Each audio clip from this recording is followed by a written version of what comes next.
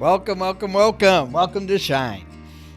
Every weekish, we get together, we talk about our light, we talk about our shine. Look, Devin, we don't even have to, there's no of it. pause. No pause. That is amazing. So, yes. It's not just in some of us. It's in all of it's us. All of us. Yes. Right. So our shine. Everyone gets to shine. Yeah. So we got a new little setup. Yeah, we got an all new setup. So a different room. We're trying this out. We're gonna be Devin's got us hooking us up. Yeah, different room, different chairs, different table. Yeah. Everything. We thought we were gonna have a bigger table. It just didn't work out. So now you got to look at that. So a higher table. I feel like we're higher table people because we're short. Because we're short.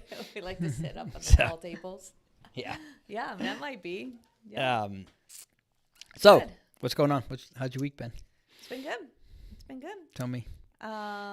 Watched the national championship game. Would you like to talk about that? No. Okay, I figured. Yeah. I mean, I'm happy for the Big Ten. I am too. I'm happy for the Big Ten. And I'm just. It's good. And now, when Ohio State beats them next year, then we beat the national championship. Man, Champions. So then it's good. I don't know. I'm not very confident. You're not confident in Ohio State winning next year? No. I feel like the old memories. Remember the old John Cooper days? Well, those are my days. Yeah, I know. Those are my days too. Right? Yeah, it's John terrible. Cooper days where That's we what I feel like. winning, except for the Michigan game. So. Anyways, yeah. Know. So that was good. It was a great game. I'm happy for him. It was good. It was actually a better game for a long time than the score actually. Yeah, at the I'm end, a JJ fan. I like him. I like him too. So it's it's good. He's a hard-nosed kid, good kid. So it's good. He meditates He does meditate in the end zone before the game. I like that. I figured you'd like that. I love that. What else? What else did we do? We did that. Yeah. We had a big event in Columbus. We did that. That was good. That was fun. Great dinners. Oof. Cento, I had good fed martinis. Fantastic. Yeah. It was awesome. Great experience. A lot of good food, a lot of good time with friends and leadership, hanging out and learning, and we learned a lot. We kind of learned a lot, taught a lot about coaching this weekend, which was fun. Yeah, it was really good. It was good. It was great. I'm fasting. I didn't tell you that yet. You're fasting? Yeah. How long? I wondered why you were drinking water. Yeah. You're water fasting? Yeah, 48 hours. Okay. Not long. That's good. That's good for you. I know. When did you start? Last night. Right. I didn't eat last night. I started at 7. Last night? Well, and I couldn't sleep. I woke up at 12:30 at night. And I was like, my stomach hurt. Like, I got to fast. So I'm fasted. Yeah. All right. Yeah. 48-hour water fast. Yeah. Good. And coffee. I had a little coffee this morning. Okay. I'm actually, and I said I'm allowed to have myself the greens booster. Yeah. At least once a day. So that was okay. my only thing I'm going to have. Yeah. No tea? Yeah, tea and coffee. Yeah, okay. Tea and coffee. But I'm drinking water now. Devin, how'd you drink? Good. We got good, really good. Yeah, good. So, what was your week like? It was good.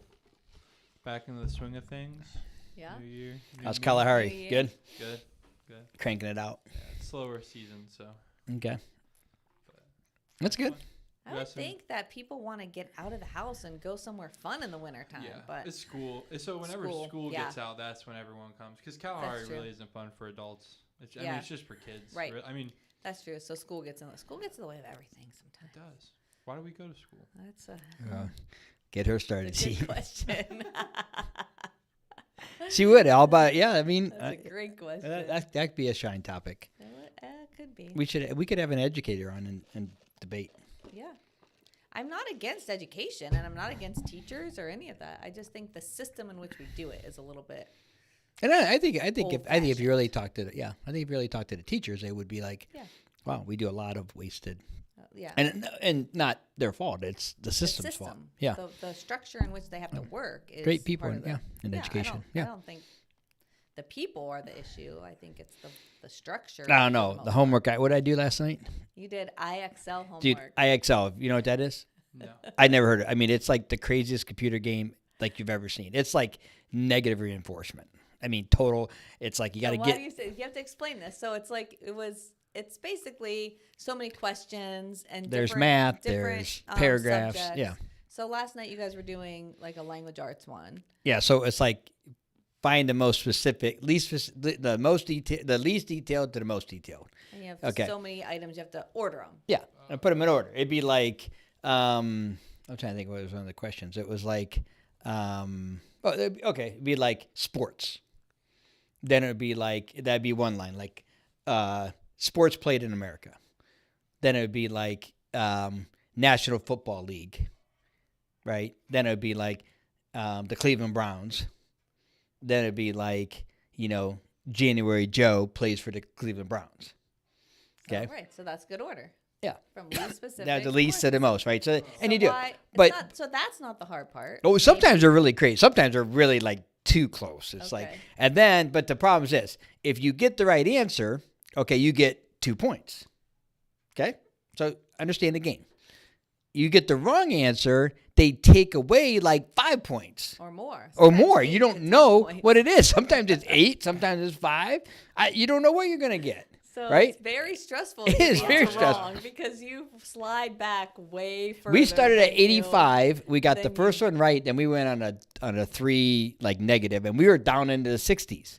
Yeah, it was terrible. And then the only way you get up is like 2 points. It's like, wait, how do you take away 8? And then you give me 2. 4 times the work to get back up to normal. Oh, yeah. It's terrible. You're afraid to even. It's like I feel like I'm gonna get shocked.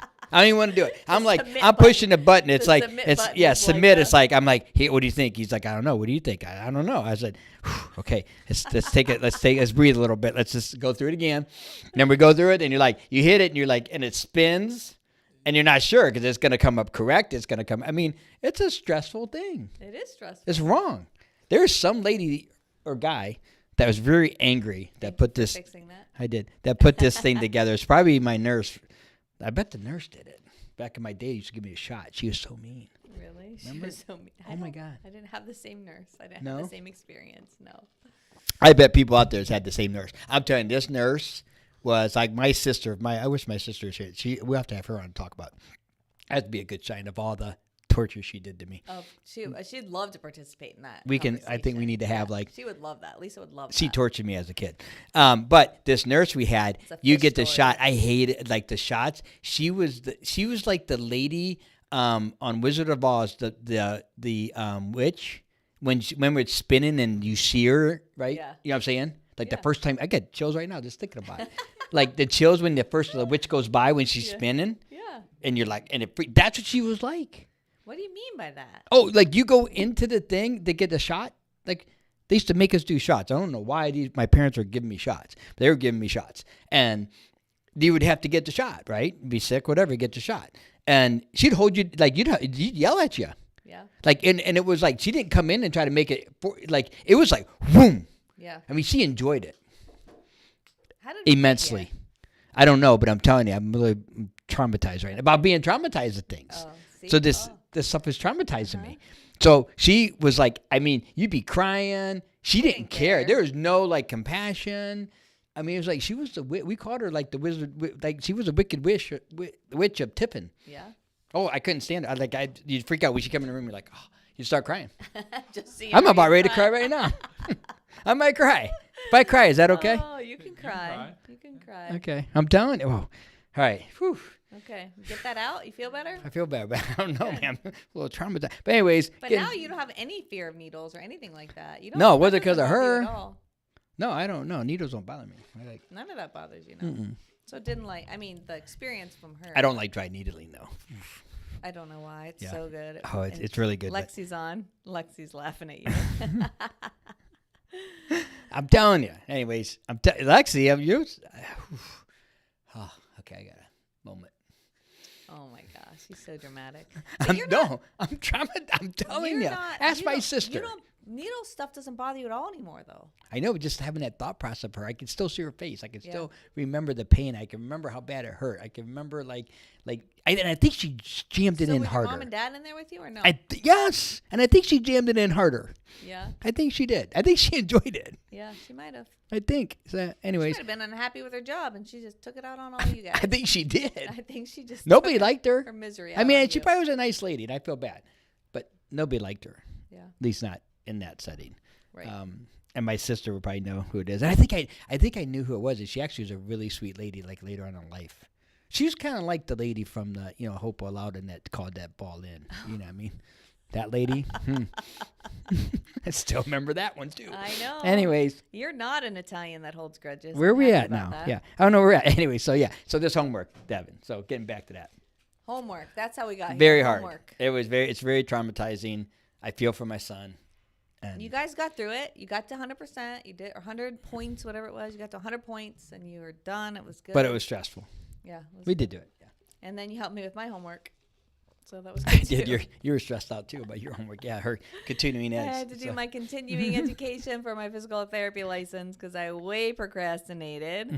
And I need to meditate on it. I got it almost done. I'm almost done. I got a few more hours to get done. So good. What else? That's about it. Anything you, Devin? You said you're just hanging out, so I don't think I have anything else. What's our topic today, Nick? All right, so our topic is based off the pothole story. So I'm going to have Shayna read the pothole story. I'm excited about this because I have heard this many times. And the first time I heard it, I have been listening and following and like consuming everything Wayne Dyer for a lot of my life. And the first time I heard the story, he was famous for always like reading poetry or reading things on stage or in his podcast. Well, it wasn't podcast. Lectures was called back then. And he's your favorite. He's my favorite. He's my favorite. Should have went to Hawaii. But I should. have two regrets in life. That's what one. I know. I tried to get you to go. I did not go to Wayne Dyer's in person. We did. Well, no, we saw him. But I didn't go to the Maui experience, which was a week there. Because we actually saw him in Detroit. We saw him in Kansas City. Yeah. I remember. Didn't I surprise you, or did I? Yeah, we went twice. We had front to see row. him live, It was like was crazy awesome. though, because like she talked about like Wayne Dyer, like this guy like walks on water. Do you know who that is? No, probably he's not alive anymore. But he is like a personal development person, an author, book writer. Just somebody that I followed for a really, really long time, and I've always wanted to see him in person. And Nick really didn't know who he was. So he gets me tickets to go see him in person. We get front row tickets. It's like VIP. I'm thinking it's going to be this huge room. It was only probably like 100. I don't know, maybe 100, 200 people. If we were packed in there. Yeah. And chairs are like the closest chairs I've ever seen in my life. Yeah. It was like like he had you all together. Yeah. And he's not the most like charismatic, dynamic speaker. He's just very soft-spoken, very talks wise, like that, and he's very. It's like almost like put me to. It's like you ever put like meditation on at night.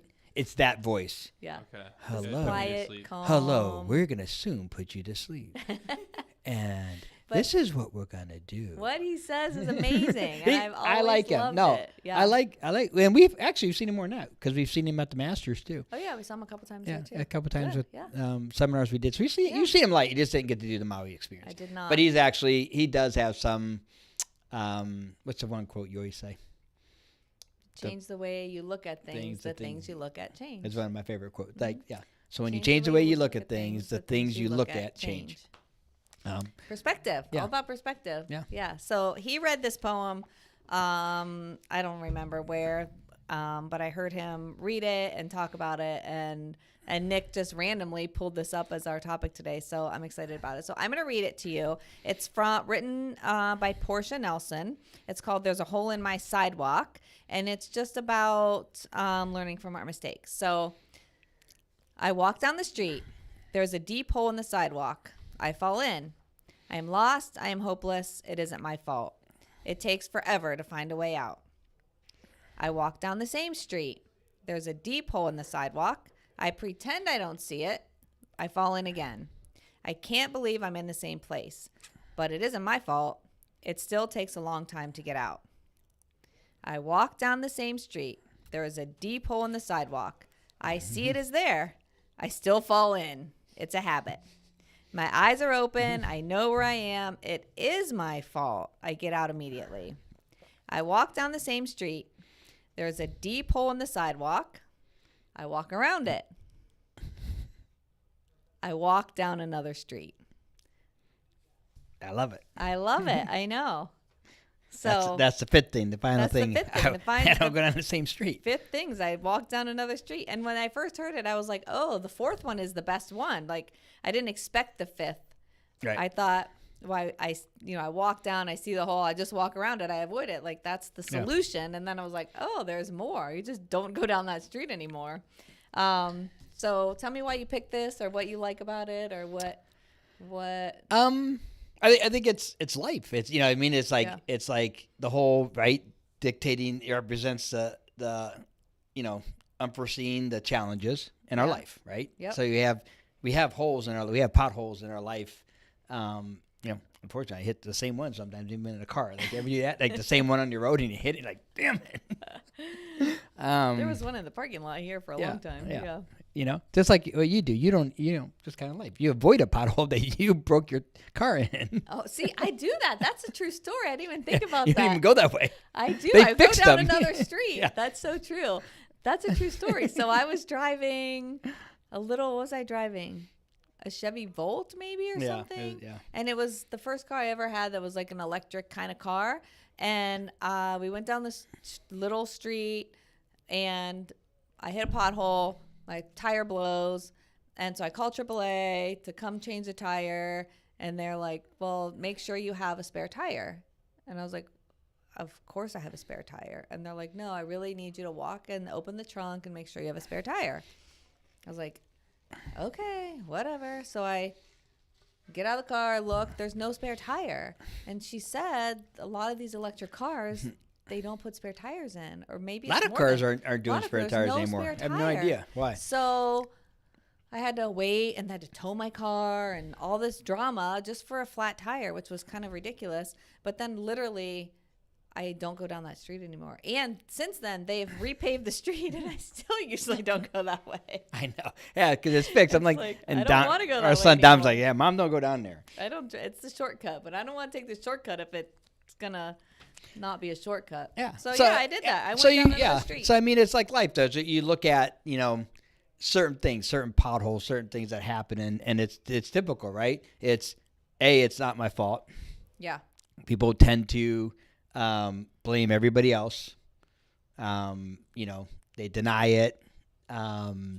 So I don't know. I think it's it says a parable about learning from our mistakes and moving on. So so the first two, it's like, it isn't my fault. It isn't my fault. And then when you're like finally getting to the point where like, okay, it is my fault. I think the taking responsibility, as soon as you take responsibility for how you got in the hole, then that's when the shift can happen and you can start making different changes. But the first thing is it's fun. It's like, I don't know. I don't think I do it too much anymore, but sometimes I do. I mean, sometimes something happens, whatever it is. Like, I feel like we've been on a journey of personal development and learning, but you still fall into the pit holes. Right. See, look at me. I just fell back into like the old lady. Like, but you fall into you fall in that is learning to stop that. Denial is a big one. Right. People seem to deny that they're in trouble, or deny or that they are the cause of being in that hole, whatever that hole is for you. Whether that's it's the city's fault. It's the pothole is a metaphor for all the things that we do to sabotage ourselves, whether it's food or other addictive things, or just responding in relationships in a mean and nasty way sometimes, or where you're like all of a sudden you're in dating an the argument, wrong person, dating the wrong type of person. Like we see that all the time where some people they attract the same type of person over and over again, and it's like the same pothole. They keep on falling in the hole. Yeah, they keep on falling in the hole. That person wasn't good for them. They got out of the relationship, and then the very next relationship they get in, it's like another version of that same person, and it's like back in that pothole. Right. Back in the same, like, how did I get here? Well, you're walking down the same street and falling right in. Right. And it's like, I mean, I think that in life is the accepting that, taking the responsibility on it. Right. Like owning. I think that's a big step. I think it's the biggest. Yeah. It's like, because I think once you come to that realization that you created it, look around, everything you got, everything you have, your relationships, your money, your material things, your happiness, whatever it is, lack of, you created all that. Yeah. And a lot of people are like, "Whoa, really?" And then but once you realize that, you can get out of the hole. Right. And it's that self-awareness. And it's funny because it's I was reading another thing was your favorite song. What's your favorite song? Little Wonders. Little Wonders. Yeah, my favorite song, all-time favorite song, Little Wonders. So Little Wonders comes from gratitude also. I think there's some of that gratitude but self-awareness, right? And so we were in Youngstown. We went to see Rob Thomas play in Youngstown. And it was awesome because I've saw him twice. I've seen him a couple times, yeah. We saw him in with Counting Crows, but he was like not the headliner there. Yeah. And here he was a headliner, but I felt it was like it was so much different because he told tons of stories. I like the stories. He is an amazing. When songwriters tell the story about how they wrote the song at a concert, that's my favorite. So Matchbox 20, Rob Thomas? Yeah. Okay, so Little Wonders is from. Actually, it's a really good, probably it's one of the best. my favorite song, and it's really probably one of my all-time favorite movies. Yeah. It's a Disney. He wrote the song for a Disney movie called Meet the Robinsons. Yeah. Oh yeah. Yeah. So where the boy is Lewis, but it's like as far as like personal development. It's great. It's awesome. It's like movie. taking responsibility. And we could talk a little bit about that because that kind of fits right into Goober. Goober not taking responsibility. Yeah. But anyway, so talks about Little Wonders, and he's like, so he's like, okay, I'm gonna play this next song, and he's like, we were Matchbox 20, we were just on the high, probably at the top of our careers. We were playing in front of 30, 40,000 people, and Disney hired me to write, a soundtrack for the movie called Meet the Robinsons, and I really hadn't had anything. I was trying to think of it. I didn't kind of blocks, and so we get done with this. Matchbox 20 gets done with this concert, and we get done. I'm like 11 foot tall. I'm like the man. I am amazing. Like I'm a freaking rock star. Yeah. And he's like, so I'm sitting there and I got a dog, and so I have to go back to my trailer, get my dog. Dog's been in there all day. Happy to see me, but hasn't been out. Had to go out to do his business, right? So it's pouring out rain. I'm on this amazing high, and I got this freaking dog in the rain taking a dump. And I'm like, he's like, so he's telling the story. He's like, I'm like, all that, I can't believe it. Like, what am I doing? Why am I, are you kidding? And this dog is just so happy to see me. Right. This dog is wagging his tails. And I'm sitting and I'm like, go through this whole, 5 minutes of like in the rain, pity party, blah, blah, blah, blah, blah. And finally, he said, this dog just looked up at me and wagging its tail and just so happy. And it's been cooped up and, and it's getting rained on. And I just looked at myself and I said, I'm a dick. And he goes, and that's when I really wrote the song. Yeah. It's about those little moments, yeah. like those little tiny moments in our lives where you're like, just be grateful for every little thing. That makes the difference. Yeah. And I think that goes along with, with this is that self-awareness. Yeah. Like, I guess as we're bringing to this was like in that moment was self-aware of who he's being. And like, and this dog just was loving life. Yeah. Loved every aspect. Even like I said, I didn't see it all day. It was, cooped up in it. Yeah. Didn't care. It was in that moment. It was like, it didn't think about, you bastard. You kept me in this trailer all day. You're out there being a rock star. You know what I mean? And I'm stuck in here. No, it was like in that moment was just so happy to be next to him. And getting that self-awareness is huge and key. But so how do you do that when you're in the mix? When you're in the hole, how do you? I think you got to get out first. Well, I don't know. Let's talk about that. So if you're down in the hole and you're stuck, what do? That's a good question. I think you got to breathe. I mean, in my opinion, like start with the basics. It's start true. like seriously, I'm laughing, but I'm only laughing because it's like that. It's the okay, truth. You got to start where you can. Yeah, I mean, you got to start with that breathing. I mean, okay. I mean, that's, so if you're in it now, like breathe. And then, also that's a huge thing. Like take that moment to start. And I think that's where you got to start, no matter where it is, get into the gratitude mode. Right. Because I think that's where it really can help you. Okay. Yeah.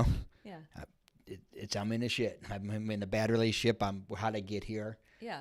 Whatever it is. Yeah. In the hole, down in the deep, dark hole, however you got there, whether you fell in or you dove right in head first, because sometimes we purposely get ourselves in situations. Right. I mean, we willingly jump right in the hole, and then you're like, oh, this is not where I want to be. Right. I don't know what happened. How am I here? This is not what I thought it would be. And now, so getting out, it's like deep breathing, assessing like, okay, where am I at? gratitude. Yeah, and the deep breath. Yeah, like I said, the biggest thing is like the breath is more like taking a moment, pause. That's I guess that's a big pause, like a big pause, like that's a big good. pause. Like, okay, what when I've done that, I mean, same thing. You get worked up about something, like, okay, it's probably not as bad as you think it is. Yeah, that's true. Realizing that. Right. And B, there's a solution. Yeah. Well, I think that my belief is taking that pause and getting any kind of gratitude you can, like then your mind can be creative with a solution or can start thinking about solutions. But if you're focused on the why did this happen to me? How did I get here? This stinks. This is hard. Whatever, all of the negativity, if you're down that literal rabbit hole, your brain can't do that and think of solutions at the same time. Right. So you have to stop, take a breath, take a few breaths, pause, get a little gratitude. Okay, I'm still breathing. I'm still here. Whatever the gratitude you can get. Like, I'm grateful for this moment. My friend Callie has been through some shit. And I'm grateful for this moment. I'm grateful for this very exact moment. And that's, just grounding yourself. And then your brain can start thinking creatively. And for me, it's start asking myself questions or start asking questions like, how can I change my situation? What can I do? What are some options? And just start like getting those questions for me, start the creative process, the solution process going. Right. Instead of the poor me, this sucks, I'm stuck. So, okay, stuff. Let's get into that. So kind of like, so going through the gratitude, and I love it. Because sometimes it's even when I taught pain management, it was a lot of times like, okay, because everything, what this hurts, that hurts. It'd be like, okay, is your earlobe hurt? Right. No. Okay, let's focus on your earlobe. Yeah, I mean, focus on the one thing, right? What are you laughing at? I'm just laughing because I forgot that we did that together. Oh, yeah. We did. Yeah, we ran. I was like that. Remember? I'd be like that all the time. We ran the physical therapy section of a pain management group for years. It's when she was hitting on me. Yeah. Well, I did it for years. You only did it until... She cost me my job. Got me fired. Yeah, it is messed up. Well, that's another podcast. That's another podcast. I need to debrief. So why do people? That's a true story. So not why do people, but what's to look at people that continue to fall into that the same the patterns. So they continue. What do you mean, like the same hole. Yeah, they so it's that. Is it comfort? The person that dates. What's he laughing at? It's the person that dates the wrong person. Because I feel like it goes back to the same conversation we've had a few times. It's habit. And the habit is set by the thermostat, the comfort zone. Yeah, I think comfort zone. So they're more comfortable with that, what they know. They know the bad guy. They know the bad girl or whatever the case is. Yeah. And they fall in the same, same trap. It's comfort. Funny. Yeah, I would say it's comfort. Kind of like Transformers. And Transformers, Meg what's her name? Transformers. It is. What's her name? She dates. Who dates Machine Gun Kelly? Megan Fox. Yeah. So in the part of Megan Fox, she gets in the car. So wait, give me a little bit of. This is the very first Transformers. This is the first Transformers. Yeah, the first one. Okay. Shia LaBeouf or whatever his name is. Yeah. It's actually he's actually kind of funny. Megan Fox. And so she's the hot girl. He's the nerdy dude, and he's got the Transformer car. It's an old junky car. Okay. And she ends up getting a fight with her boyfriend. He ends up picking her up, and it's when the car stalls, and it's the songs. I like it because it's like "Baby Come Back." All the songs are like. But anyways, she's in the car and she's leaving, and she says to herself, "How did I get here?" And he's like, "Oh, you can hide, because they're driving by people." Oh. And it's like, no, I'm always in the same position. Yeah. I date the wrong guy. I always date the guy with the big muscles and the nice car. Yeah. And what I mean, and the biceps, and why am I and she says that to herself, and they never figure out why. Yeah. But that's it reminds me of comfort this. zone. Yeah, it's a comfort zone. It's like, why am I here? Well, how did I get here? Because that's my habit. That's my comfort zone. So being uncomfortable is key. Being uncomfortable is key. Because that's in the second. Because that's in the second verse, right? So they walk down the street. They pretended they don't see it, so they're pretending. Yeah. Okay. Right. They pretend it ain't there. If I don't look at it, if I ignore it, right. Ignore the problem. If I ignore the problem, it's not there. Yeah. It's kind of like you're checking engine, check engine light's on, you just put a piece of tape on it, or paint or something like that. You ignore it. Well, paint's not different. Paint is different. The check engine light, ignoring the check engine light. Have you ever done that? Well, no. No? Well, recently? No, my baby went 237,000 miles. Well, that's true. That light goes on, I'm taking her in. Yeah. Wow, she's gone now. But anyways, I got a new car. Got a new one. We're figuring it out. We're not there yet. So just ignoring the problem is not a solution. Yeah. Because you're probably going to end up back in that hole, even if you're trying to pretend it never existed. And you're still, the same thing. So you're still in that. It's not my fault. I can't believe I got in there, and then you're moving into that. Yeah, I mean, down the street, third part, right? You see it. Yeah. Okay, but you're still falling in. All right? Your eyes are open and you know where you're at. It's my fault. This is It's like the moment. realization. Right. Like that's the moment of the realization of I'm putting myself in this situation. Right. It is my fault. Therefore, I can take responsibility and I can change the outcome.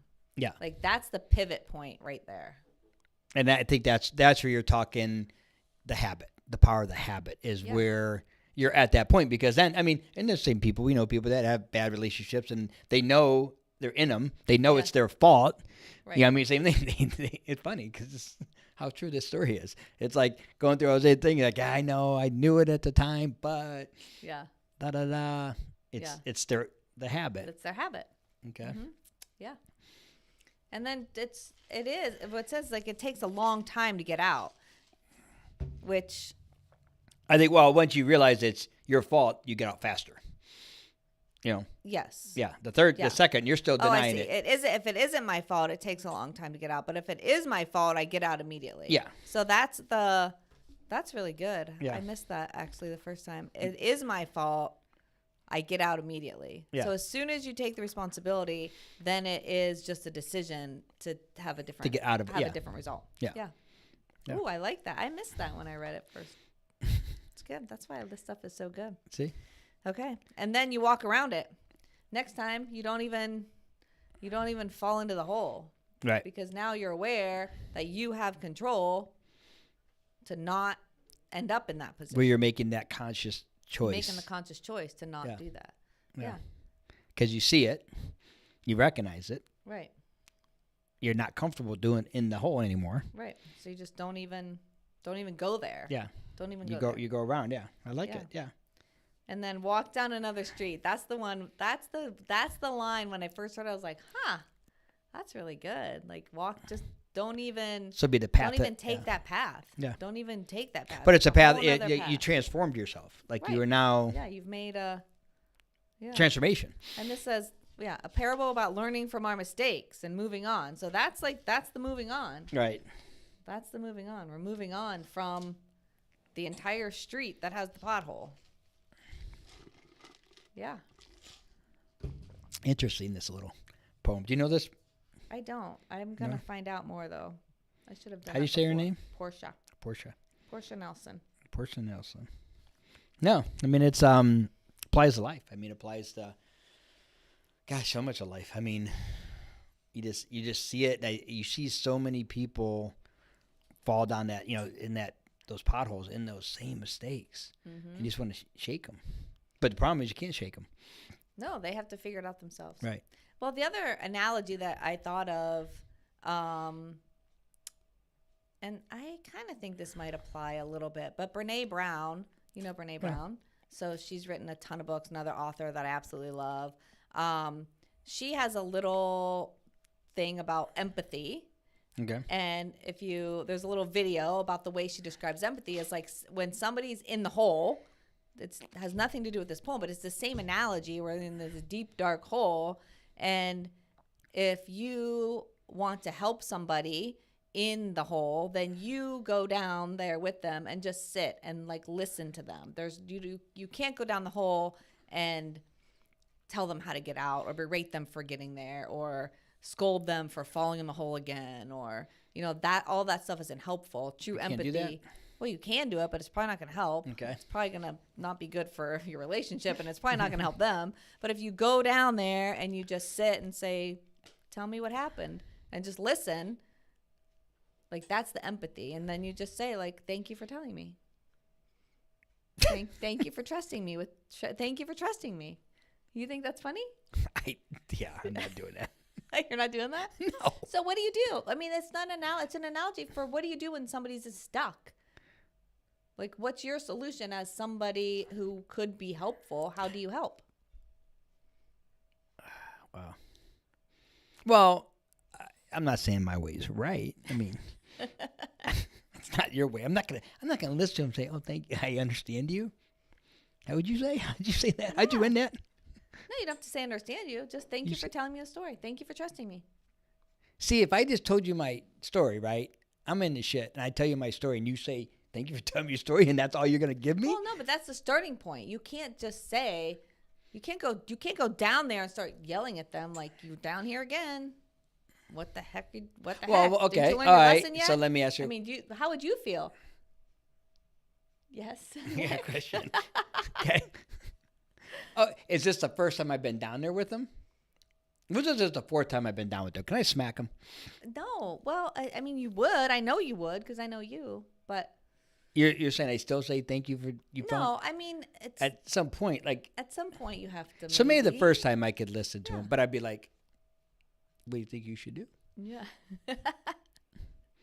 Big hole. Don't walk into it. Don't walk into the hole. Don't fall into the hole. You know, avoid the hole. You know, I met the guy at the bar. Yeah. Okay. That was remember the third guy you met at the bar? What should we not do? Yeah. We got a real story for this one. This is a true story. We won't name names, but this is a true story. I met him at the bar. Constantly goes down the same path. Another bad relationship. And she's a sweetheart. And back in another relationship. Where'd you meet him? Met him at the bar. Yeah. Like, oh no. Let's go to a different place. Yes. Yeah. Let's but not meet boys at the bar anymore. It's the same pothole, but but it gets to the point that I'm like, okay. Well, you give pretty strong advice. Yeah, you do. Yeah. I think it depends. And I'm not saying they listen. I don't think people listen either. Yeah, it is. Yeah. And I gotta get better with the empathy thing. I almost feel like every time you say that, I feel like it's an empanada. Oh my goodness. I know. That's what makes empathy. I know, but it makes me. Are you with me? No, you're the only one. Of empanada. You don't think of an empanada? No, I don't think I can imagine what that looks like. I don't know, but it makes me think of an empanada. Empathy. I know. I need more empathy in my life. I think younger generations have a lot of that. Yeah. They do. Devin does. I can tell he has a lot more than we do. Yeah, he's a lot. I could tell. They're like overly emphasized with, "Oh, you mean you spend all your money on dumb stuff and you don't have no money to like pay your rent?" No, I emphasize. No, I don't empathize with you. Fix it. Fix it. Oh right? My gosh. Devin? I think there's somewhere in between you could find. Yes, I do too. You don't know who you're dealing with. You don't know me long enough. You guys are too. Wait. Okay, time out.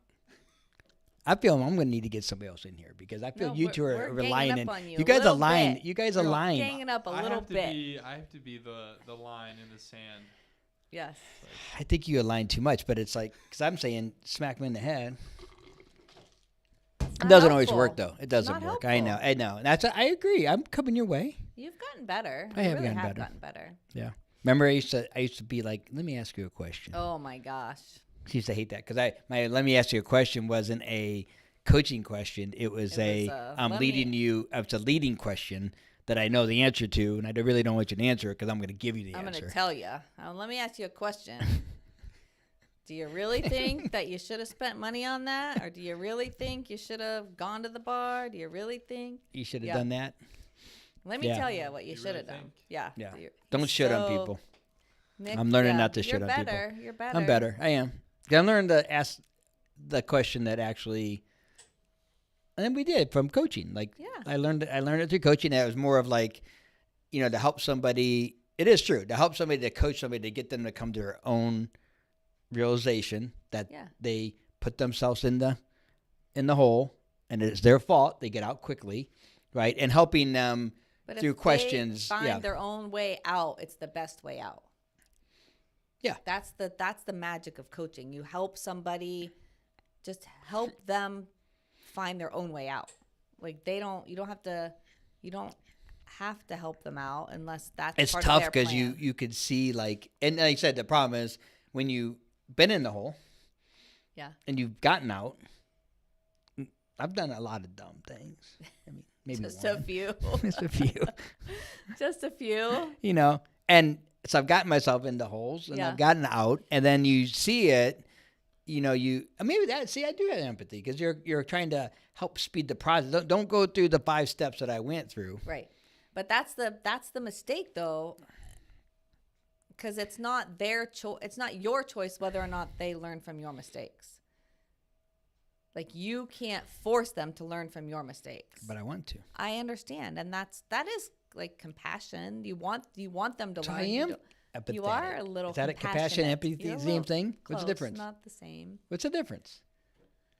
I think compassion is like you're feeling for that person. Okay, and empathy is where you're just like sitting with them. You're just listening. Your empathy, compassion is your feeling. Okay. Compassionate for them. Empathy is you are just recognizing their feelings. Oh, well, yeah, I don't have that. Yeah. You don't have that? No. I don't have that. Maybe we can work on I think that. I have compassion. We can work. You have a lot of compassion. I would agree with that. I don't have the whole like. You don't have a whole lot of empathy. You do have a lot of compassion. No. Do I need to work on that? I think so. Mm-hmm. Devin, be quiet.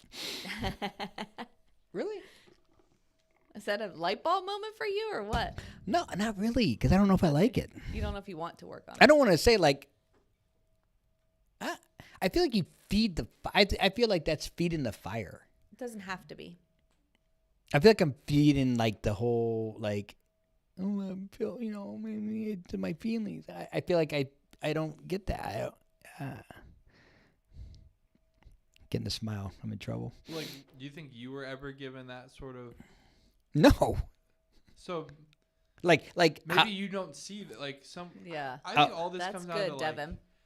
If someone came to me and I'm in this hole, and my vision's very narrow. I'm down the dumps.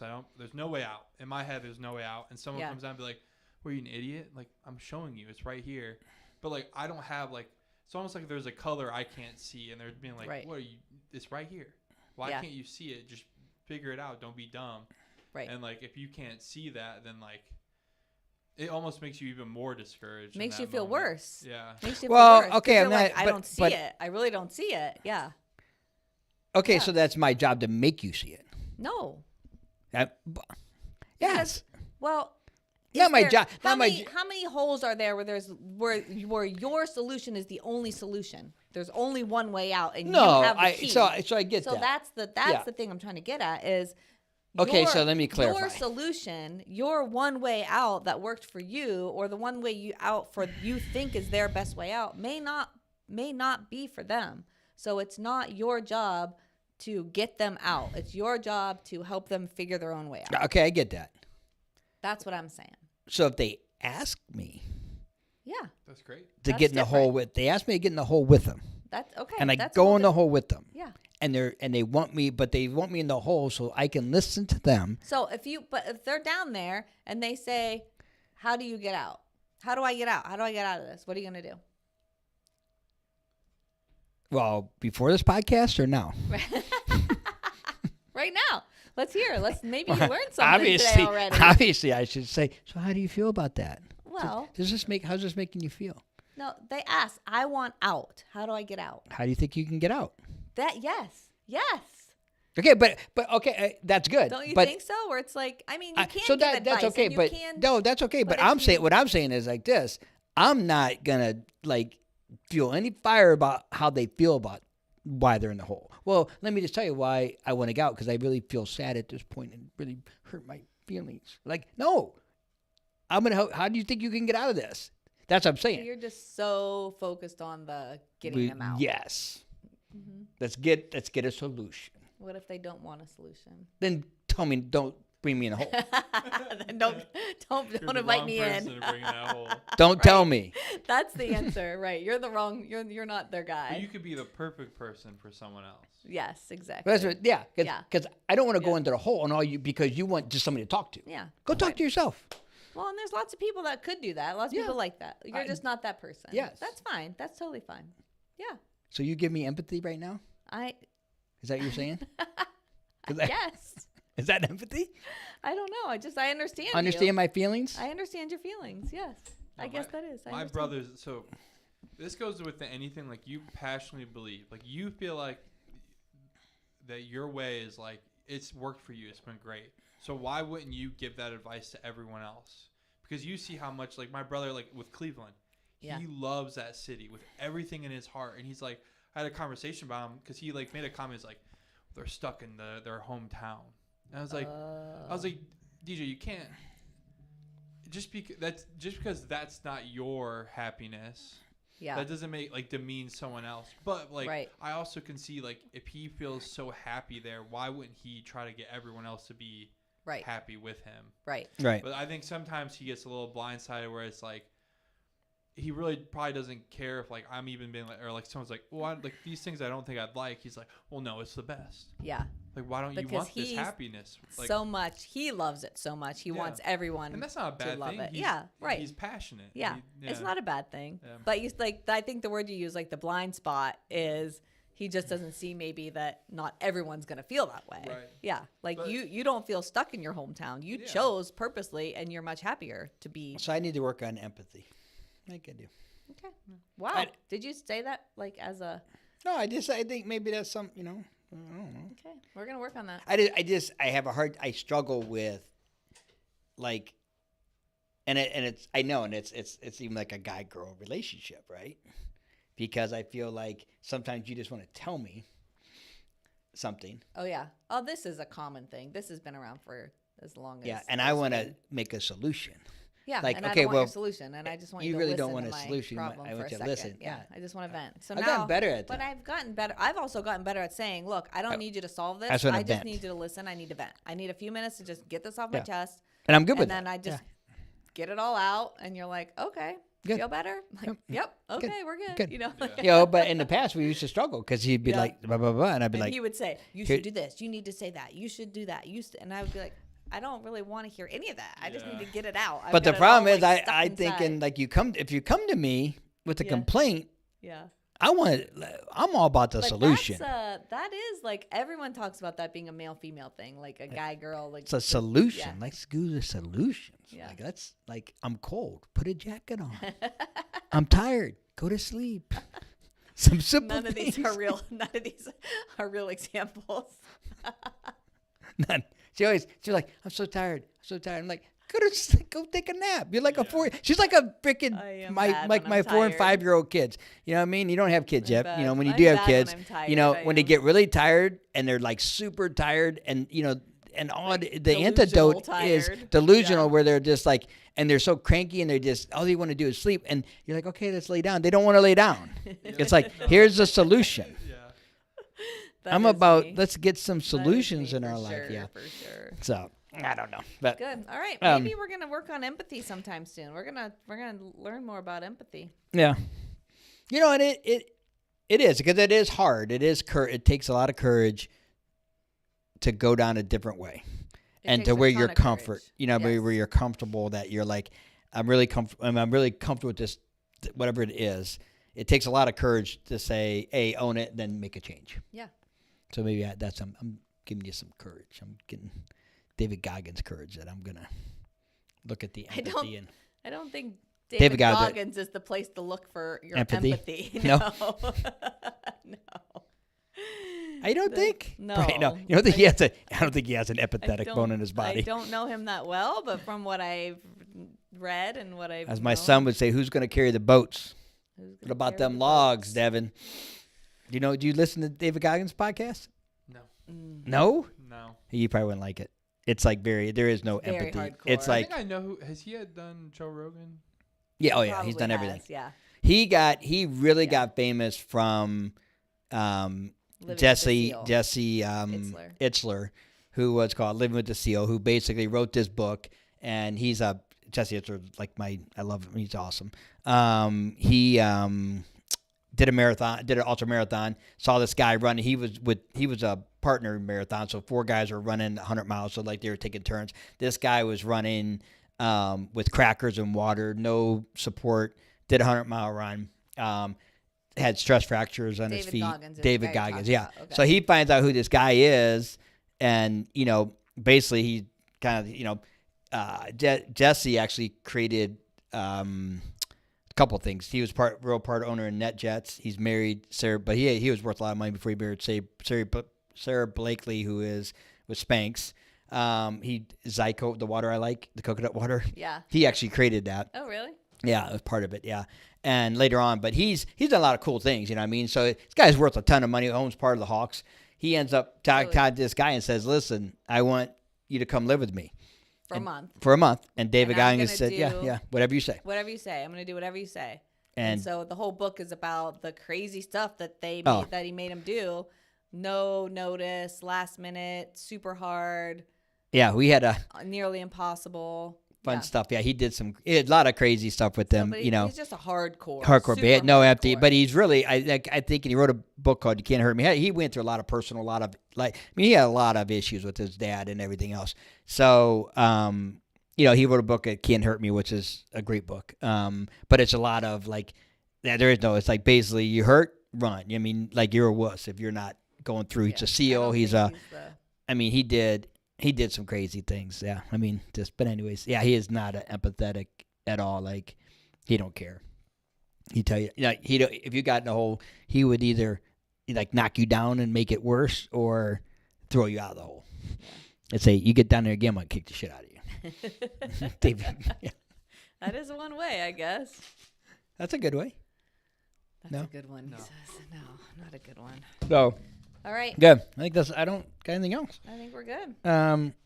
So wrap it up for us in a little bow. You. Me? Oh, yeah. I thought you were gonna wrap it up. No, you're the bow. So rapper.